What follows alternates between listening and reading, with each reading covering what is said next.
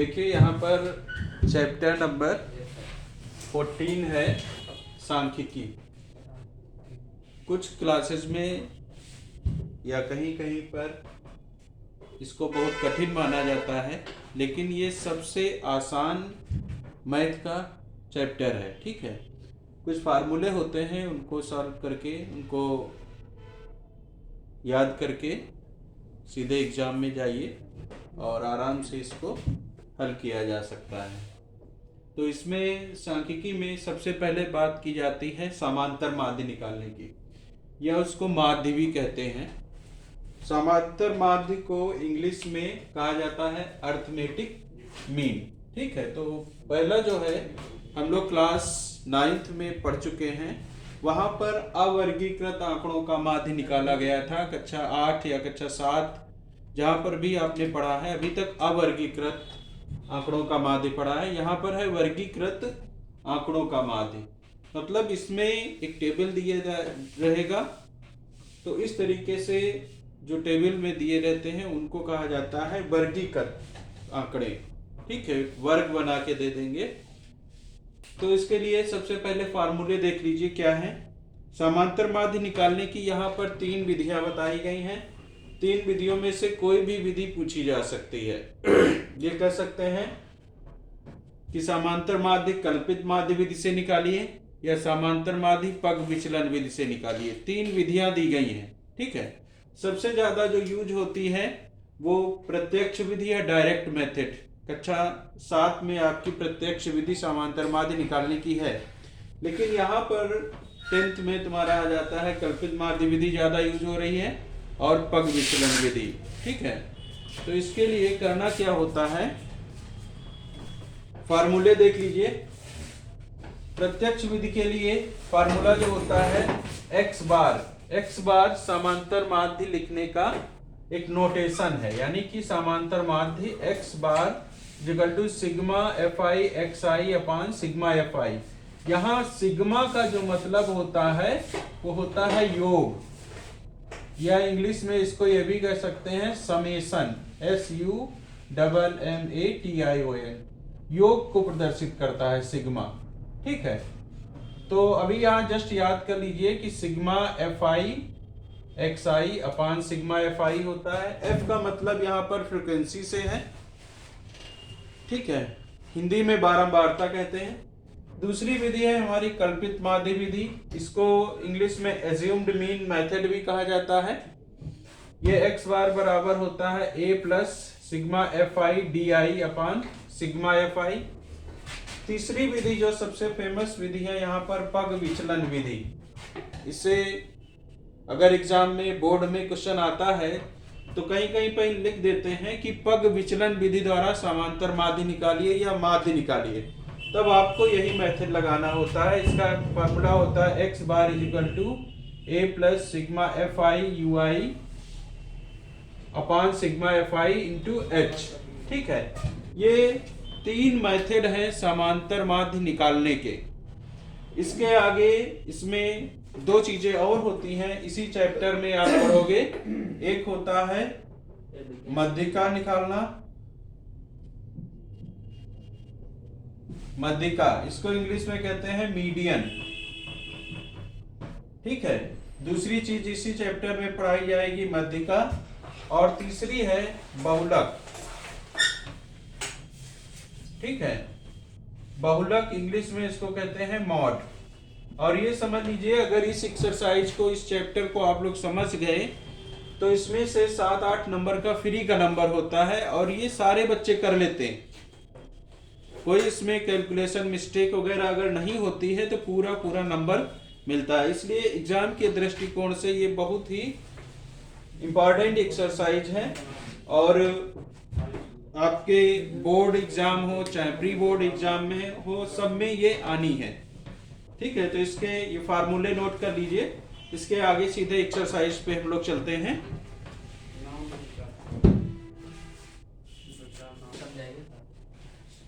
देखिए यहाँ पर एक्सरसाइज 14.1 का क्वेश्चन नंबर 1 है।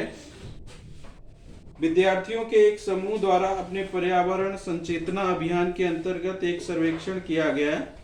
जिसमें उन्होंने एक मोहल्ले के घरों के 20 घरों में लगे हुए पौधों से संबंधित निम्नलिखित आंकड़े एकत्रित किए। प्रति घर माध्य पौधों की संख्या ज्ञात कीजिए। माध्य पौधों की संख्या की बात होगी तो यहाँ पर समांतर माध्य निकाला जाएगा। ठीक है, माध्य की कहीं बात होती है तो इसका मतलब ये हुआ कि समांतर माध्य इसमें निकालना है। समांतर माध्य निकालने की 3 विधियां बताई हैं। तो यहाँ पर देखेंगे हमारे जो आंकड़े हैं बहुत छोटे छोटे हैं। जब आंकड़े छोटे छोटे दिए होते, छोटे का मतलब उनका नंबर ज्यादा बड़ा नहीं है, 1 है, 2 है, 1 है, 4 है, इसका मध्यमान भी छोटी संख्या ही आ रही है, इसलिए इसमें प्रत्यक्ष विधि लगाएंगे। और अगर यहीं पर संख्या हमारी बहुत बड़ी बड़ी दी गई होती, मान लिया 10 दिया होता, 20 या ऐसी संख्याएं दी गई होती जो थोड़ा सा बड़ी होती, 2 डिजिट की संख्या होती, तो उसमें हम लोग कल्पित माध्य या पग विचलन विधि लगाते हैं। ये चीज ध्यान रखना कि कहीं पर भी मल्टीप्लिकेशन ज्यादा होगी, जोड़ घटाना ज्यादा होगा तो गलत होने के चांस ज्यादा रहते हैं। यहाँ पर चूंकि 1 2 1 5 6 2 3 इस तरीके से घरों की संख्या दी गई है और ये पौधों की संख्या भी 0 से 2 2 से 4, तो संख्याएं बहुत छोटी छोटी हैं, इसलिए हम लोग प्रत्यक्ष विधि लगाएंगे। इस क्वेश्चन में लास्ट में ये भी पूछा गया है कि आपने ये विधि क्यों लगाई है। ठीक है, तो इसको समझ लीजिए। क्वेश्चन पूरा बुक में आपके लिखा हुआ है, हालांकि उसमें इस तरीके से लिखा होता है, हॉरिजॉन्टली लिखा होता है, उसको हम लोग वर्टिकली कर देते हैं, मतलब इस तरीके से बना होगा और उसको हम लोग इस तरीके से सीधा करेंगे और उसको सॉल्व करेंगे। पूरा पहले तो क्वेश्चन उतार लेंगे, पौधों की संख्या जितनी दी गई है वो लिख लेंगे, घरों की संख्या जितनी दी गई है वो लिख लेंगे और इसका सम भी दिया गया है 20, इसको जोड़ लेंगे। यही सिग्मा FI के नाम से कहा जाएगा, क्योंकि ये बारंबारता हो रही घरों की संख्या है, इसी को बारंबारता कहेंगे। इसमें जो पहला कॉलम बनेगा वो बनेगा मध्यमान। मध्यमान कैसे निकाला जाता है, ये जो वर्ग अंतराल होता है पौधों की संख्या, यहाँ पर ये वर्ग अंतराल भी कह सकते हैं, कहीं कहीं पे वर्ग अंतराल के रूप में दिया रहता है। तो इनको जोड़ेंगे और 2 से डिवाइड करेंगे, 0 + 2 करेंगे और उसको 2 से भाग करेंगे तो 2/2 कितना आ जाएगा 1। 2 और 4 को जोड़ेंगे, 2 + 4/2 यानी कि 6/2, ये आ जाएगा 3। इस तरीके से मध्यमान निकाल लेंगे, मतलब इन संख्याओं सब दोनों को जोड़ के 2 से डिवाइड करेंगे तो 0 2, उसको जोड़ा तो 2 से 2 को 2 से डिवाइड किया 1 आएगा। इसी तरीके से 2 से 4 का मध्यमान 3 आएगा, 4 से 6 के बीच का मध्यमान 5 होगा, 8 से 14 होगा ना, 14 को 2 से डिवाइड करेंगे तो 7 आएगा। ठीक है, इसी तरीके से 8 और 10 18, 18 को 2 से डिवाइड करेंगे 9 आएगा, 10 और 12 22, 22 को 2 से डिवाइड करेंगे 11 आएगा, 12 14 26, 26 को 2 से डिवाइड करेंगे 13। तो ये मध्यमान की एक सारणी बना लेंगे। ठीक, इसको XI से ही लिखा जाता है, होल तुम्हारी पूरी एक्सरसाइज में XI से ही लिखा गया है। अब हमारा जो अगला काम है इस डायरेक्ट मेथड में वो FI × XI, ये कॉलम याद रखने पड़ेंगे, क्या क्या कॉलम बन रहे हैं। अभी तो इसमें इतने ही कॉलम बन रहे हैं, लेकिन आगे जब आप कल्पित माध्य विधि पढ़ोगे, पग विचलन विधि पढ़ोगे, माध्यिका पढ़ोगे, बहुलक पढ़ोगे तो कंफ्यूजन बहुत ज्यादा बनेगा।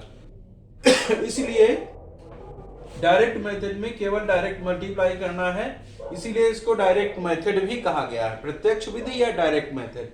तो इसमें इसकी सिंपल मल्टीप्लाई होगी, 1 1 जा 1, 3 2 जा 6, 1 5 जा 5, 5 7 जा 35, 6 9 जा 54, 2 11 जा 22, 3 को 13 से मल्टीप्लाई करेंगे 39 आएगा।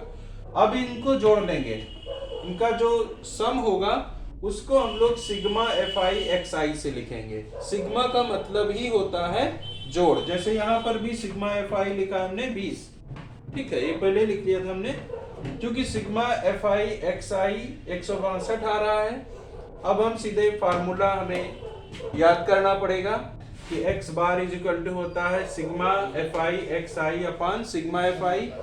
Sigma F I X I 162 है और सिग्मा एफ आई 20 है। 162/20 इसको 2 से डिवाइड कर देंगे। 2 से डिवाइड करेंगे तो 2 1 जा 2 और 0 बढ़ा लेंगे। 2 8 जा 16, 2 1 जा 2, 81/10 आएगा। 81 को जब 10 से डिवाइड करेंगे तो 8.1 आएगा। यही इसका माध्य होगा, यानी कि इसमें आगे लिख लेंगे प्रति घर माध्य पौधों की संख्या। यहाँ पे आगे लिख लिए प्रति घर माध्य पौधों की संख्या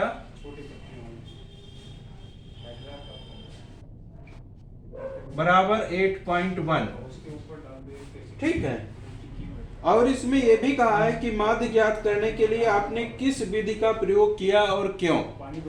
ठीक है, तो यहां पर माध्य ज्ञात करने के लिए यहां पे लिख लेंगे माध्य ज्ञात करने के लिए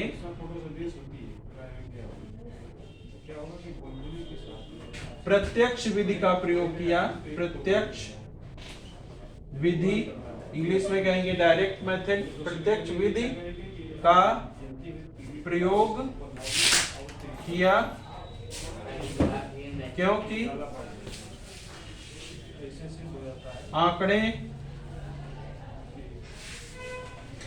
आंकड़ों का मान कम है। ठीक है, इतना कर लेंगे।